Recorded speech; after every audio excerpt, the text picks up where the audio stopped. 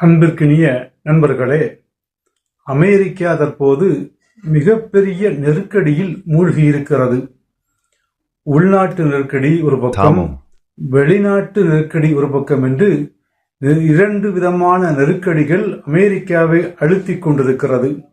உள்நாட்டு நெருக்கடி என்று நான் சொல்வது, அமெரிக்காவில் கிட்டத்தட்ட 71% அமெரிக்கர் ட்ரம்ப் அண்டர் கண்ட்ரோல்ல இல்ல, அவர் தன்னிச்சையாக செயல்படுறாரு, அவருடைய செயல்பாடுகள் அமெரிக்க மக்களுக்கு ஏற்புடையதல்ல, உலகத்திற்கு ஏற்புடையதல்ல, அமெரிக்காவில் எதுவுமே இல்லை, கட்டுப்பாட்டுக்குள்ள இல்லை என்று அமெரிக்காவினுடைய 71% மக்கள் கருதுவதாக ஒரு புள்ளி விவரம் தற்போது வெளியாக இருக்கிறது.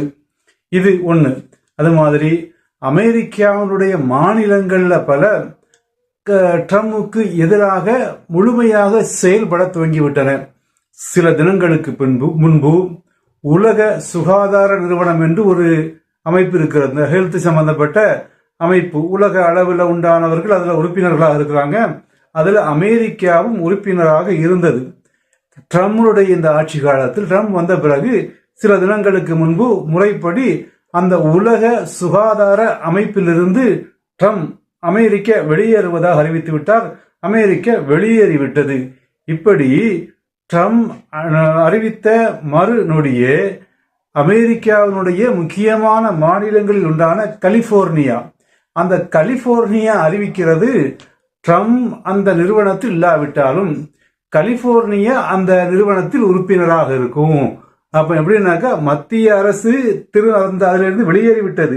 மத்திய அரசு வெளியேறினாலும் எங்களுக்கு கவலை இல்லை, கலிபோர்னியா மாநிலம் உலக சுகாதார அமைப்புல உறுப்பினராக இருக்கும் என்று பட்டவர்த்தனமாக அறிவித்திருக்கிறது. அப்ப இது அந்த மத்திய அரசோடு உண்டான நேரடி மோதல்.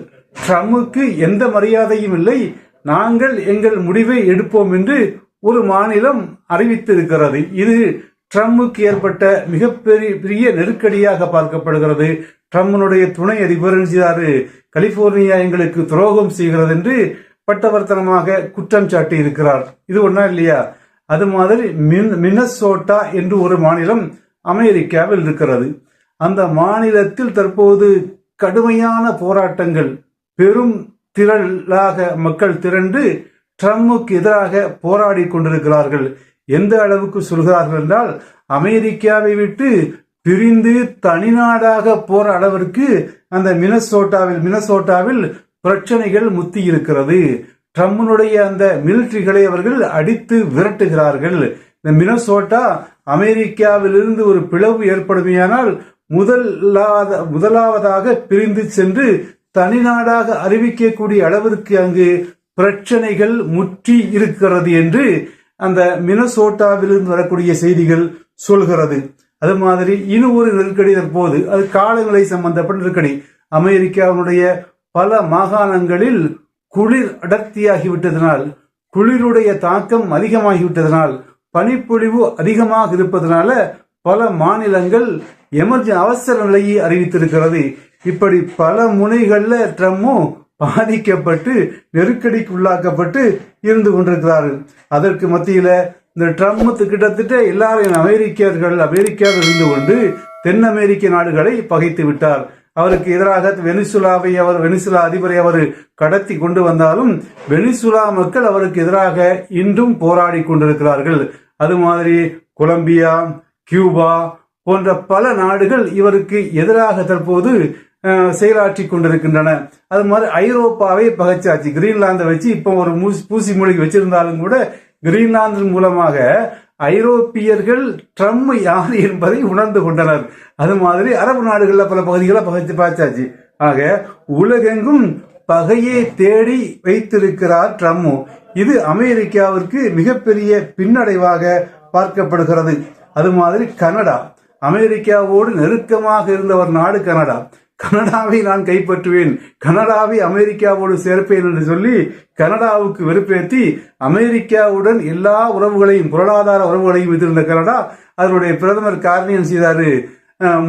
பல ஆண்டுகளுக்கு பிறகு பெய்ஜிங் போனாரு, சீன அதிபரை சந்தித்தாரு, சீன அதிபரோடு பல ஒப்பந்தங்களை போட்டாரு. சீன பொருட்களை இறக்குமதி செய்ய போவதாக அறிவிச்சாரு. அது மாதிரி சீன பொருட்களை இறக்குமதிக்குரிய வரி அதிகமாக இருந்த வரியை 5% 6% குறைச்சிட்டாரு. இப்போ சீனாவிலிருந்து பொருட்கள் கனடாவில் வந்திறங்க போகிறது. சீனாவுடைய பொருளை கனடா வலுப்பதிஞ்சு வந்து விற்க போகிறது, பயன்படுத்த போகிறது. இது இப்போது ட்ரம்புக்கு மிகப்பெரிய ஒரு தலைவலியாக மாறி கனடாவுக்கு இப்போது ஒரு எச்சரிக்கையை கொடுத்திருக்கிறாரு. அந்த எச்சரிக்கையில் அவர் சொல்றாரு, கனடாவுடைய சீனாவுடைய பொருட்களை கனடா பயன்படுத்துமையானால், சீனாவிலிருந்து பொருட்களை கார் உட்பட உண்டான பொருட்களை இறக்குமதி செய்யுமையானால், கனடாவிலிருந்து சீனாவிற்கு வரக்கூடிய பொருட்களுக்கு நாங்கள் என்ன செய்வோம், 100% சுங்க வரி விதிப்போம் என்று மிரட்டி இருக்கிறார். ஐரோப்பாவை மிரட்டி வாபஸ் வாங்கியாச்சு. இப்ப கனடா நினைச்சாரு மிரட்டி கொண்டிருக்கிறார். அப்ப இவர் ஒரு சீரான மனநிலையில் உள்ளவர் போல தெரியல.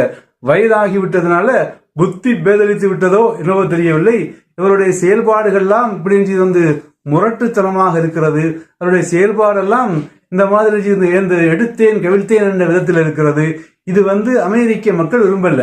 இப்ப அமெரிக்காவில் உள்ள மக்கள் இவருக்கு எதிராக இருப்பதனால ட்ரம்மே தன்னுடைய கட்சிக்காரங்கள்ட்ட பேசிட்டு இருக்கிறாரு. நான் இந்த பதவி காலத்தை முழுமைப்படுத்துவானாங்கிறது தெரியல. இன்னும் சில மாதங்கள்ல என்ன செய்யறது, 33% இந்த செனட்ல இருக்கக்கூடிய எம்பிக்களுக்கு தேர்தல் வர இருக்கிறது. எதிர்கட்சிகள் அதிகமான சீட்டுகளை கைப்பற்றுமையானால் அவர்கள் இம்பீச்மெண்ட் கொண்டு வந்து என்னை பதவி நீக்கம் செய்வதற்குரிய பெரிய வாய்ப்புகள் கூட இருக்கிறது என்று அவர் ட்ரம்மே வருத்தப்படுவதாக தற்போது செய்திகள் வருகிறது.